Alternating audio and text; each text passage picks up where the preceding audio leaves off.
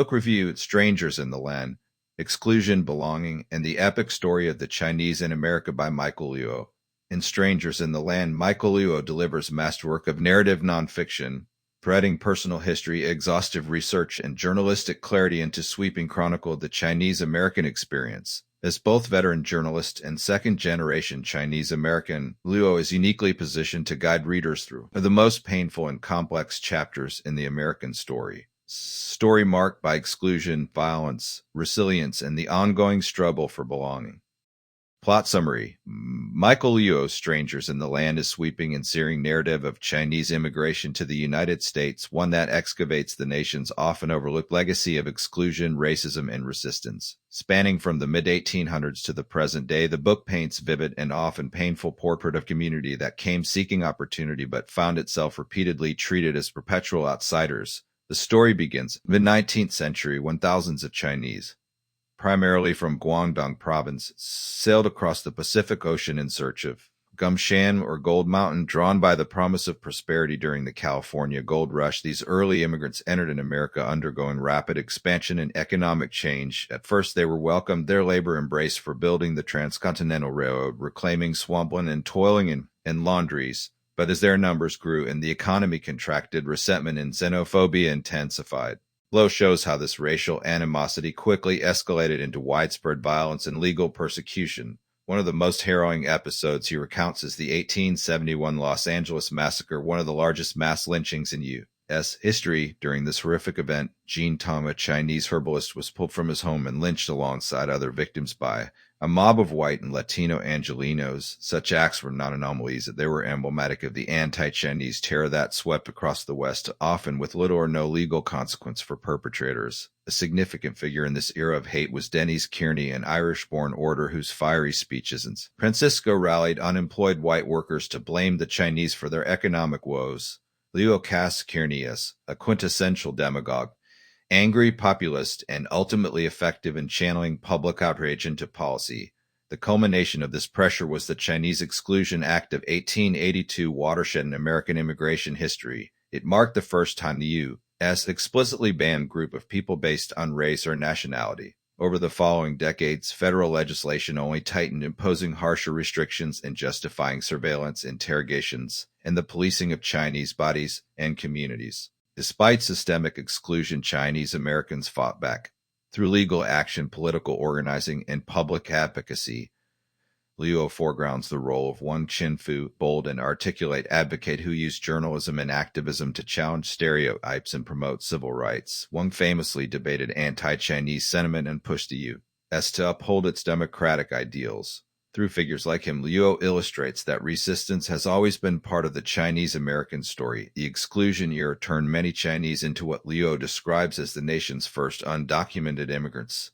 Barred from entry but still drawn by the possibility of better life, many came under false identities, the so-called paper sons, and lived under constant fear of discovery. Entire communities were subjected to government raids, interrogations, and deportations. Chinese Americans were photographed, fingerprinted, and tracked by what Luo likens to foreigner of modern-day eyes. The central theme of the book is the notion of belonging, how the Chinese were systematically rendered strangers in the land. Lowe uses this phrase, coined by Supreme Court Justice Stephen J. Field in an 1889 ruling that upheld exclusion laws as framed for the entire narrative. Field's words captured the sentiment of the time, that no matter how long the Chinese lived in America or how much they contributed, they were forever outsiders.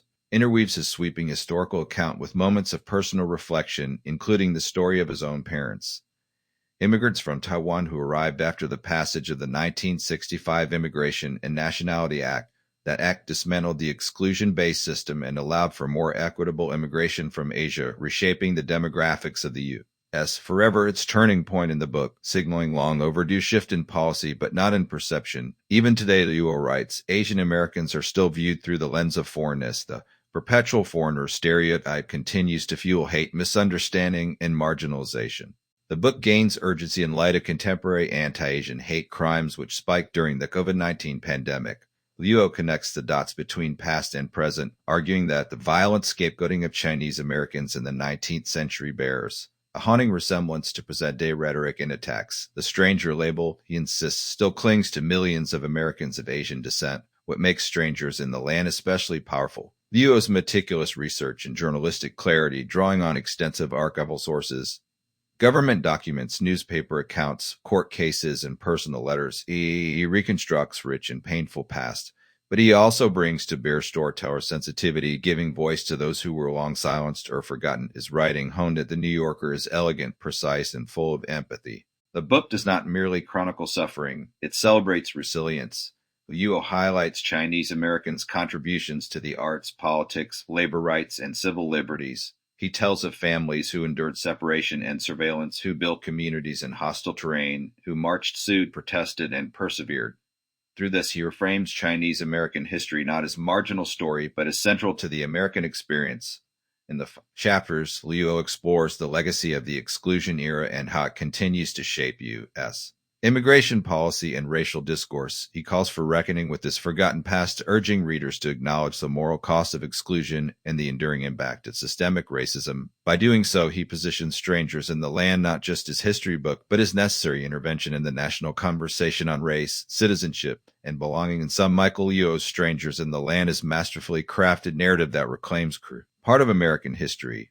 Through haunting detail and resonant storytelling, it sheds light on community that has long been marginalized and misunderstood, while raising urgent questions about who gets to be considered American. In doing so, Liu not only honors the struggles of Chinese Americans, but also challenges us to build more just and inclusive future. Forgotten yet foundational story.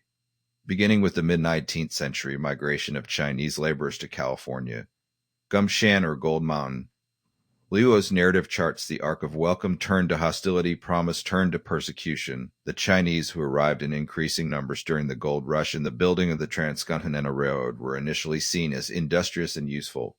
But as the labor market tightened, working class resentment grew, they became scapegoats. Liu captures the simmering racial animus with chilling detail. He revisits the 1871 Los Angeles massacre, one of the worst mass lynchings in American history, where a mob killed 18 Chinese men and boys, including herbalist named Jean Tong.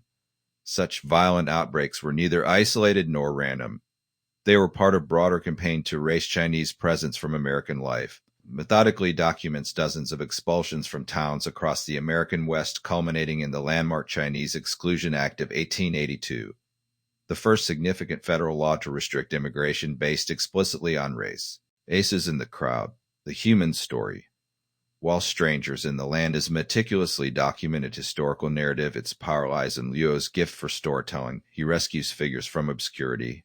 People like Wong Chin Foo, Chinese-American activist and showman who challenged white supremacy through lectures and journalism long before such defiance was widely recorded or celebrated. Liu paints him not only as an early civil advocate, but also as symbol of Chinese-Americans' insistence on their Americanness. Equally vivid is Liu's portrayal of Dennis Kearney, the Irish-born labor leader and orator who stoked anti-Chinese hatred under the slogan, "The Chinese must go." Liu does not reduce Kearney to caricature, but examines the economic desperation and racial resentment that gave rise to such demagogues, shown how quickly populist rage can morph into institutional violence. Through these individual portraits, the abstract becomes personal. The story of anti-Chinese legislation is no longer just about dates and policies, but about lives disrupted, businesses destroyed, families shattered, and continually reinventing themselves in the face of dehumanization. Journalism meets history. Liu's background at the New Yorker shines in every paragraph. His prose is lucid, elegant, and ever overwrought. He achieves that rare journalistic ideal, writing that is both deeply researched and compulsively readable. He draws from court records, government archives, personal letters, and contemporary newspapers, yet the book never reads like dry academic tome. Instead, it hums with narrative energy. This quality, especially evident in the way Liu traces the concept of the perpetual foreigner, even after the repeal of the Exclusion Acts and the passage of the 1965 Immigration and Nationality Act, which allowed people like Liu's parents to emigrate from Taiwan. Asian Americans continued to carry the burden of suspicion and otherness. In particularly poignant chapter, Liu reflects on his own childhood and the unspoken weight of that legacy. The stranger label, he suggests, has simply evolved rather than disappeared. Aim and resistance. At the heart of Strangers in the Land is an argument about national identity. Luo asserts that the story of the Chinese in America is not footnote, but central narrative that exposes the contradictions of American democracy. The exclusion of Chinese immigrants was not just tragic detour from American ideals. It was structural component of nation building, one that defined the boundaries of whiteness and citizenship. Generations. Yet this is also a story of profound resistance. Luo does not simply recount what was done to Chinese Americans. He emphasizes what they did in response. From court cases like Yick Hopkins to community-led advocacy efforts, Chinese Americans continually challenged the legal and social constraints placed on them.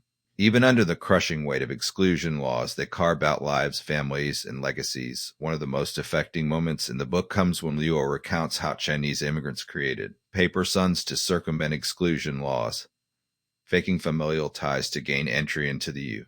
These acts, often born of desperation, were also profound acts of hope. They affirmed the belief that America could still be a land of opportunity even when its gates were closed. The legacy of exclusion. Though Strangers in the Land is steeped in 19th and 20th century history, its relevance to our current moment is undeniable. Luo connects past to present with an understated but firm hand in the wake of recent anti-Asian violence. From the Atlanta spa shootings to the spike in hate crimes during the COVID-19 pandemic, this book arrives as both historical corrective and call to action. It reminds us exclusion is not just policy but mindset, way of deciding who belongs and who does not. Luo does not preach, but the implications are clear. Until we fully reckon with the ways race and belonging have been legislated and policed, we will continue to repeat old mistakes in new forms. A canon-defining contribution. Few books manage to be as panoramic and intimate, as intellectually rigorous and emotionally affecting as Strangers in the Land. It stands alongside the likes of Erica Lee's The Making of Asian America and Ronald Takaki's Strangers from Different Shores foundational text. But Luo's narrative style and sharp focus on exclusion laws give this work its unique lens. He provides not just timeline, but topography, mapping the crests and chasms of American identity through the eyes of those deemed foreign. The book's title, drawn from Supreme Court decision that upheld Chinese exclusion in 1889, is a haunting reminder of the legal codification of racism. Just as Stephen J. Field's description of Chinese Americans as strangers in the land still echoes in modern-day rhetoric about the loyalty, validity, and visibility of Asian Americans, Luo refuses to let that phrase define his subjects. Instead, he reclaims it, offering counter-narrative in which Chinese Americans, though once exiled and erased, are shown to be vital architects of the nation's history. Final reflections. Strangers in the Land is not just about the Chinese American experience. It's about America itself. It questions what it means to belong, who gets to define national identity, and how country built on ideals of liberty has so often failed to live up to them. This is not a comfortable book, nor should it be. It confronts readers with the brutality of the past, the complicity of the present, and the possibilities of the future. Yet, despite sobering themes, Luo's book is also testament to endurance, courage, and transformation. Ultimately, this is what makes Strangers in the Land so essential.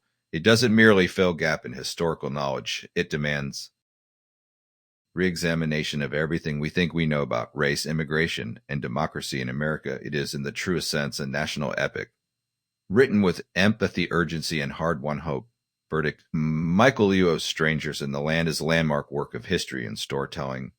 It is as meticulously researched as it is emotionally powerful, offering an unflinching look at America's past and necessary meditation on its present. This is a book that should be widely taught often and remembered always.